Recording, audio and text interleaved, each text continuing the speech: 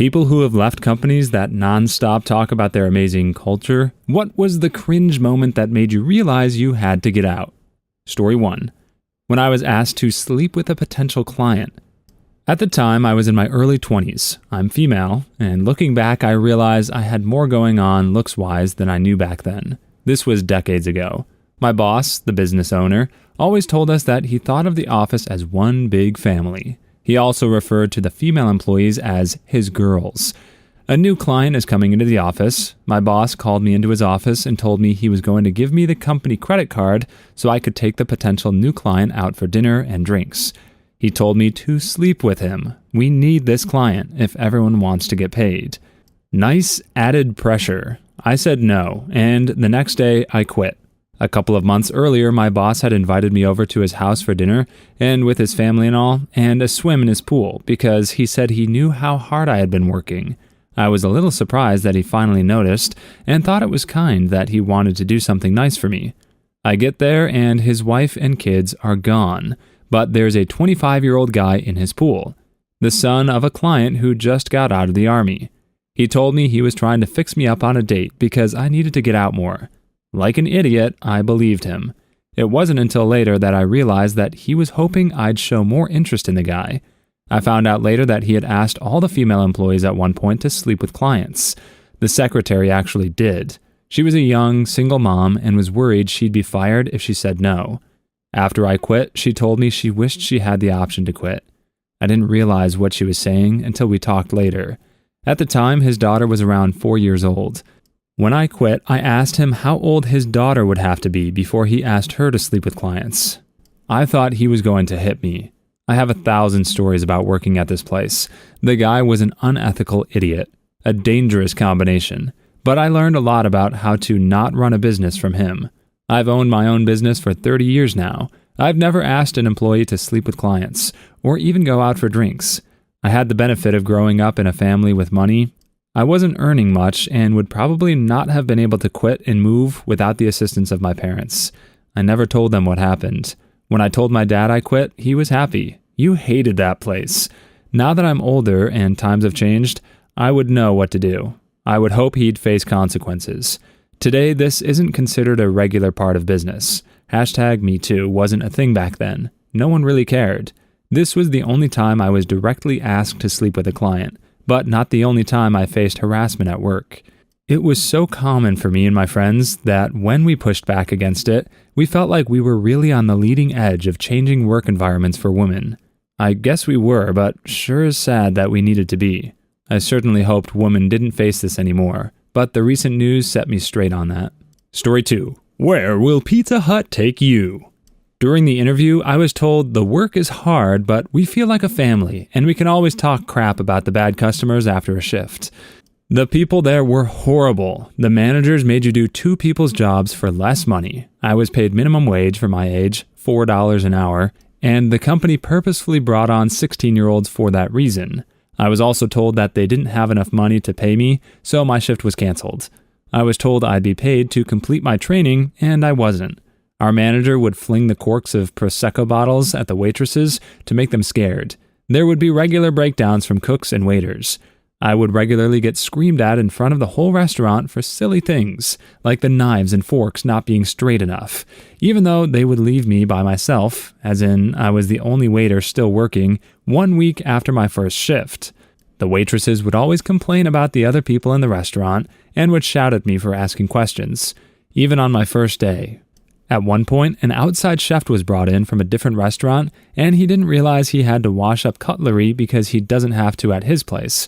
That's an entirely separate job. So we ran out of cutlery, and the 2 more experienced waitresses, instead of helping me and washing up the cutlery or teaching me how to do it myself, would just hoard the cutlery so it was me that would run out. Then my manager would have another go at me. Screw that place.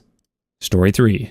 I was seen as the poor kid in the group because I hadn't been able to buy $600 worth of tools the first month. My first and only review went something like this. Manager: okay, you haven't been able to afford the required toolkit, so that's worked against your performance review. Also, you need to improve. Me: okay, what do you mean by improve? Manager: you just need to improve. Okay, I get that I need to improve. Like, what specifically is an example of that? We've tried pairing you with a variety of techs, and they agree you need to improve. Okay, name a recent job where I could have improved. The generic name contract. All right, what specifically about that contract could I have improved on? Can I have an example? You just need to improve. Now, I've already said that repeatedly now. You need to stop making me repeat myself. Oh, you're right, I agree. I think I do need to stop. Stop working here. I'm out. Story 4. When our university's vice president explained that the goal of every tenured faculty member was to write enough grants to pay our salaries and replace us with teaching assistants. Every semester, ideally every undergrad class. Also, we'd be under a hiring freeze, but could feel free to be creative and use temporary grant money to hire tenured faculty. Also, we'd all be paying an extra $250 a year in parking fees to fund a new student parking lot. Dear Lord, was I glad I'd already decided to leave. I cannot identify the state university system in question. The comment suggests that it's not alone in its approach. If you're looking for a good college to attend, ask plenty of questions. For the love of God, ask about accreditation and do not take "we're finalizing it right now" as an answer, nor "we're accredited by the 3 other colleges we are co-scamming with." If you're more specifically concerned about the problem I describe, ask probing questions about the percentage of classes taught by full-time faculty and grab copies of the course catalog and campus directory and faculty list to check the reality of the offerings. I would also ask about advising. Colleges without advising staff offload that duty onto professors, and that can make it very difficult to get your advisor's attention. Story 5. My boss came up with a campaign called Smoovers. Smile and move. We needed to be smoothers and encourage other associates to be happier that they worked for a dead-end retail corporate job. He gave us bracelets to wear and little cards to keep on our person at all times. Like, we work at a poopy timeshare property, with owners who owned part of a small independent timeshare in the early 2000s that was bought out by a huge hotel conglomerate that destroyed the entire aesthetic of what they originally invested into. So these are embittered, hateful people, always wanting refunds for silly stuff, like a broken treadmill in the gym. Literally had a grown man, followed by his wife an hour later, yelling raised voices in the lobby at my young, visibly pregnant self because a lifeguard moved their towel from their beach chair after they left for 2 hours to take a nap in their room. On the 4th of July, while we were at full capacity. On top of the daily emails reminding us that working for Wyndham was the best choice we've ever made in life, and constant reminders from upper management what our mission in life, your life's purpose, the reason you were born was to reason on a daily basis with unreasonable garbage humans as hard as you can until they can give us 5 on their surveys. I declined all requests for transfers and just got out as fast as I could. Story 6. My last job was for a large cinema chain. The incentive of working there was free movies and a great culture with the colleagues. This seemed great on paper. There were 5 pillars of the company, a newish thing since they were brought out, one of them being fun. Now I work at one of the largest branches in the company, with 50-ish employees at the time. Every morning before we opened the doors, the managers made us huddle together like a football team and gave us our morning pep talk. All right, guys, listen up. Today's going to be great. We've got the new X movie, and whoever sells the most Y promotional item gets a free soda drink. Woo! Go, go, go! It's going to be amazing. Can you top this week's record for best reviews? Whoever gets the most good reviews today gets a free popcorn. Whoa! Man, I hated it so much. No one cared, but they preached this speech at the beginning of every shift change, despite every single employee being completely deadpan. It was like a school care worker trying to get adults to play bricks and build the tallest tower. Awful. Story 7. When attending a management retreat and was pressured into buying charity raffle tickets I couldn't afford, $20. The 2 people who won before me donated their winnings to the same charity they bought the raffle tickets from. They were middle management, peeing match people who make $100,000 or more. I made $32K with a young daughter. I won a drawing for $400. I literally had nausea for 2 days trying to figure out how I was going to pay my bills after my job had just moved the goalposts on some sales performance bonuses I had coming my way dropping it effectively from $1,000 to $200. Now I'm the butthole who's going to keep the money I won. Guess I'm not a team player. Bonus, this was 4 hours of a drive from home, had an overnight stay, and one of those middle management jerks, in an example of what should be on or off the clock, said we shouldn't be paid for the drive to the retreat. Screw you, I was on the clock from the time I left Friday until I got home on Sunday. If you're forcing me to be somewhere as part of my job, it's all on the clock. My district manager didn't like that, and I was already looking for the door. Story 8. We, the management team, spent months working with a business coach trying to collectively come up with meaningful core values. We devoted a ton of time to it and really tried to decide which direction we wanted to take the company culture. Everybody agreed on teamwork, reliability, a couple others that I can't remember now, and then one day the owner came in and called a meeting. He sat us down in the boardroom and told us he spent all weekend brainstorming and had decided on the core values. They were meaningful ownership, neighborhood engagement, you. Does anybody see what that spells? He literally wanted it to be money and just came up with words that sort of worked, the way you do in elementary school writing your name poem. He rebranded the entire company from t-shirts with giant first letters and smaller letters for the rest of the words straight down the arms to plaques, wraps on the cars, every freaking thing. And that's when we all knew it was going to get bad. Money is great, but it was mortifying walking and driving around with that plastered everywhere. Story 9. My last job was at an independent school in the UK, the wealthy type. During a period of streamlining, the entire faculty was called into a hall and told in upbeat terms that we were struggling to make ends meet. Salaries were too high, perks were too abundant, and spending was unsustainable. For clarity, salaries weren't too high, and perks were practically non-existent. Spending was definitely unsustainable, however, in part because they were spending hundreds of thousands redesigning the senior staff offices to hide all the cabling and install proper wood paneling. So then they started listing off perks and assigning them a value. For example, free parking. Well, no duh, the school has a lot of land and isn't in a city. Why would you charge? Secondly, nice surroundings. Well, again, no duh, that's part of your marketing appeal. Long holidays? Nice try, but I work all holiday. They didn't even get as far as telling me what they planned to do with my job and pay. I was gone in less than 3 months. Story 10. I worked at an animal hospital that wanted to be, and probably is to some extent, the best hospital in the city. Had the most modern equipment, looked incredibly nice inside, good Yelp ratings, etc. On top of that, we were told during hiring that we were a huge family and everyone loved each other. This couldn't be more wrong. This place was the epitome of superficiality. The turnaround rate was out of control and people absolutely hated each other. The pay was horrible, even though we charged double the amount of any other hospital for our extensive care. I gave management some credit for their effort, but it was more about hiding issues instead of addressing them. We couldn't talk about our concerns because it was considered gossip, and people were fired frequently for this. And apparently they've now put audio recordings throughout the hospital to listen in on employees' conversations. I honestly don't know how anyone still works there. Story 11. Not my company, but a company from a neighboring building. They had an entire area devoted to foosball, pinball, billiards, console gaming, and videoke booths on the ground floor, and it was clearly visible because of the glass window on street level. Oddly enough, nobody ever used them, and the place was almost always empty, save for a few people who used the internet kiosks.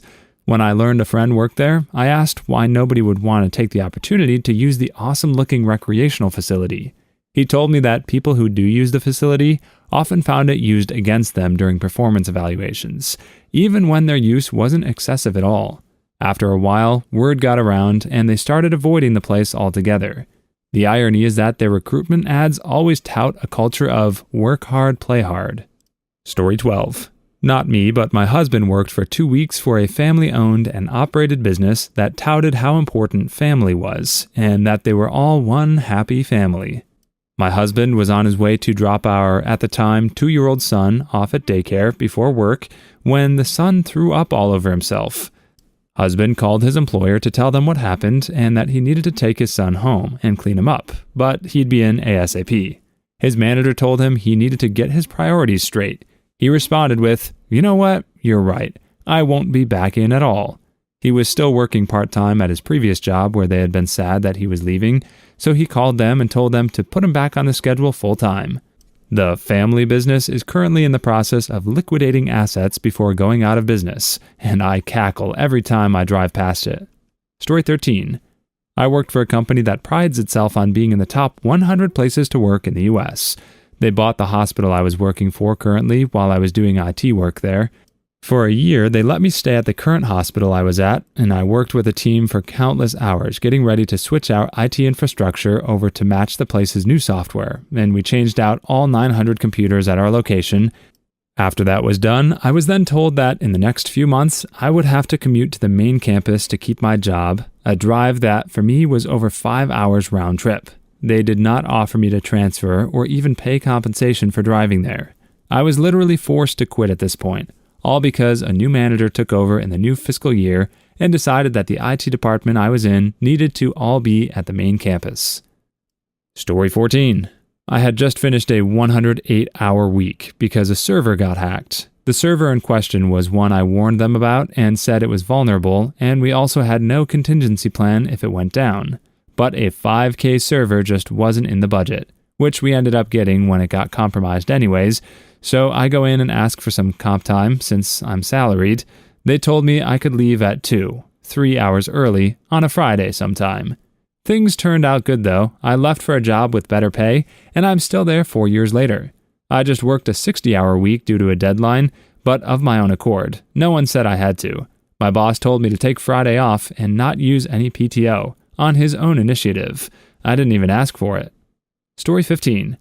Got hired because the company treats everyone like family, and everyone has each other's backs.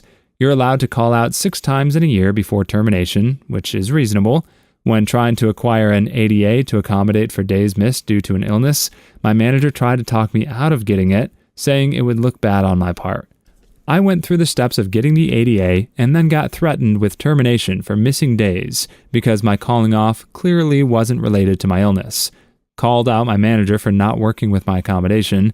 He just shrugged and said that sometimes getting fired builds character.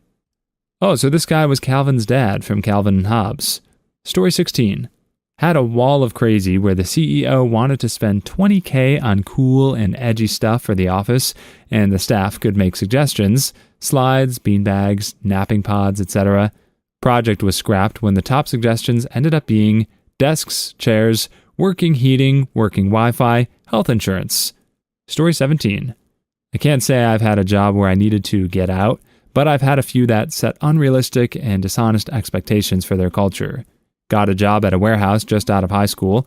On orientation day, they told us that we believe that you don't live to work. You work so that you can live. Then they scheduled me 70 hours a week.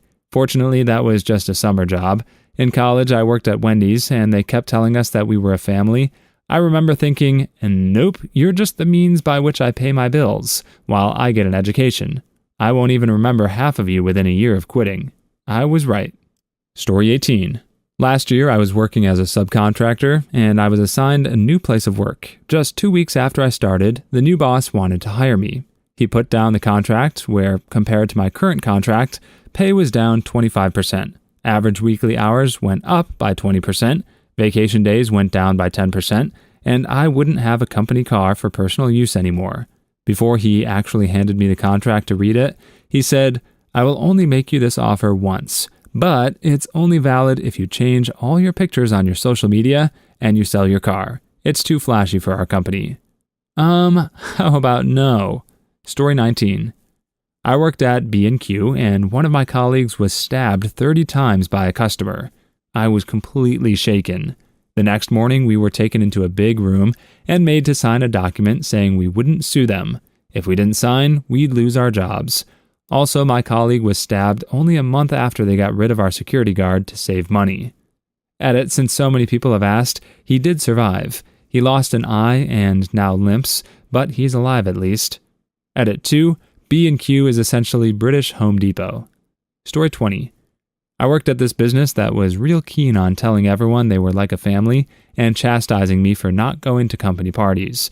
but that also refused to pay overtime and expected me to work late 2 or 3 times a week, as well as doing a 14-hour a day twice a month for stock take and end of month. Apparently, because we are a family, we were all expected to chip in on the big days, except it was literally just us bottom-tier workers who had to stay late. I quit that place and never looked back. Story 21.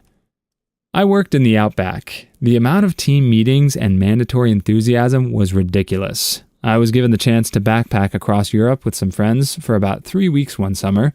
I told my manager and she goes, 3 weeks? I don't know. You'll really have to work hard up until then, and then I'll let you know if you can take that time off.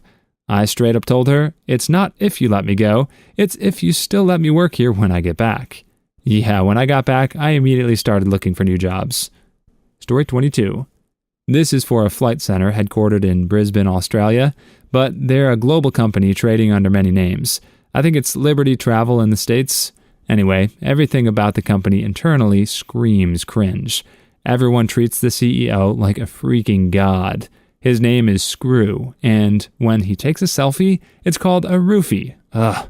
And they opened a foreign exchange ATM at the head office that they call a screwtm, which sounds like scrotum if you ask me. It's ridiculous. Story 23. I worked at a popular travel stop, oversized gas station.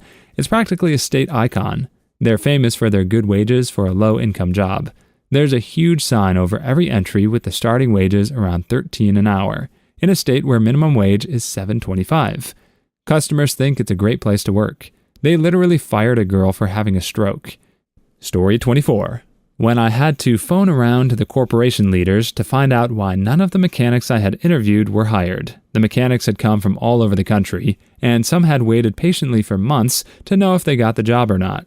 Turns out the CEO had changed his mind and wanted me to take care of all the mechanic work. I was a factory manager. But they knew I'd be upset, so neither he, HR, or the COO wanted to be the one to tell me. Story 25.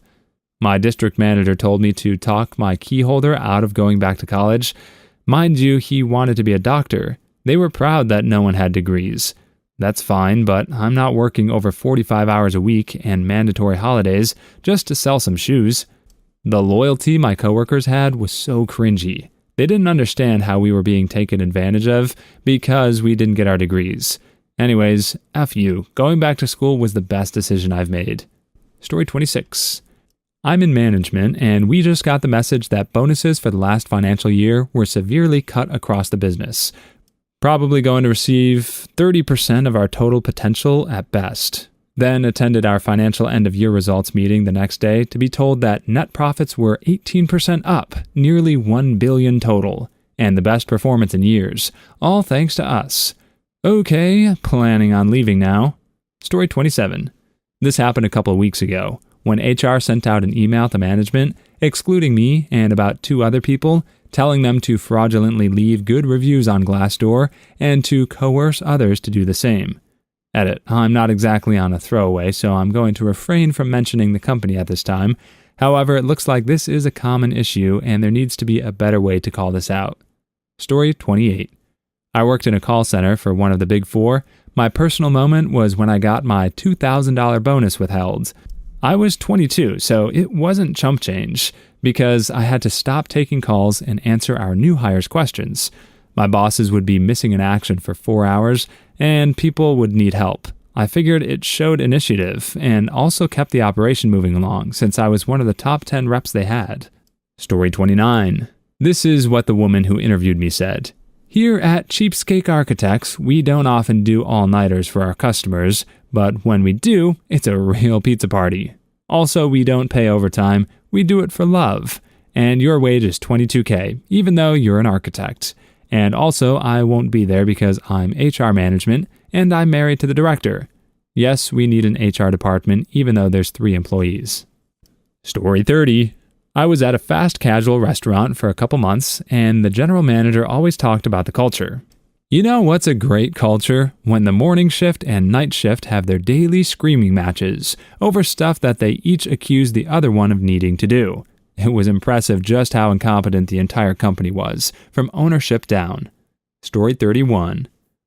When I went to firm drinks in a public bar and the firm's fun committee handed out song sheets and a choir of employees led by a bad guitarist, and they sang a song about how great the firm was to the tune of "'Cause I'm Happy," we were expected to sing along. It was at that moment I realized I was in a cult. Story 32.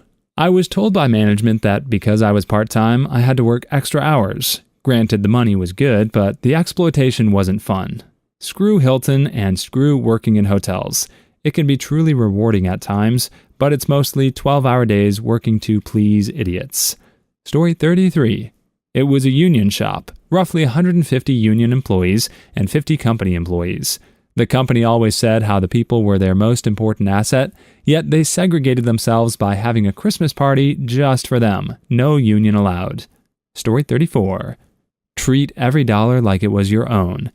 Yeah, right. After we went all over targets for the entire year and then was told the Christmas party wasn't financially viable because of expenses. It's one of the biggest hospitality groups in Australia, by the way. Story 35. When they did their own Harlem Shake video, well after the meme was dead.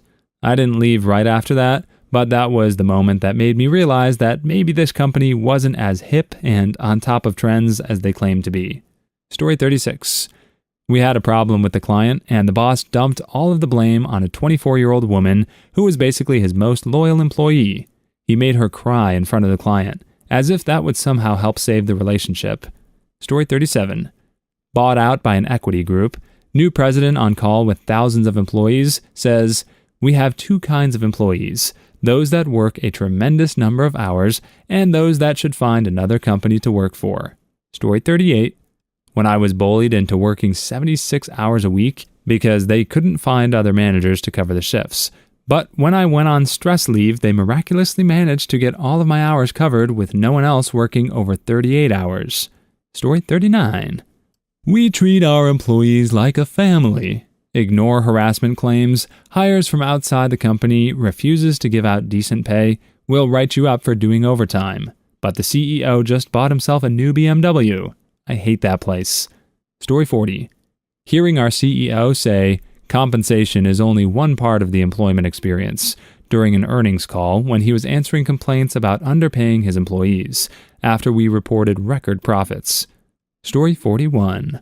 They changed the title of the receptionist to Director of First Impressions. Edit. For everyone asking, it's a tiny company in the Midwest. Story 42. I learned at an internship that we work hard and play hard means we want you to work 75-hour weeks, but sometimes we'll put donuts in the break room. Story 43. A coworker was forced to work while her mother was in hospice. Mom passes away, she quits, they escort her off the premises like a criminal. Story 44. When my art director wanted to get a pro bono poster on verbal abuse done faster by screaming at the designer. Story 45. Lush. When we couldn't say bathroom on the shop floor and instead had to ask a manager for serenity. Serenity now! Story 46. When I started actually working on the floor and management was nowhere to be found. Story 47. When I took a 40% pay cut with no change in workload by being moved to salary. Please leave your stories in the comments. I'd love to make a video of them in the future. Also, don't forget to like and subscribe.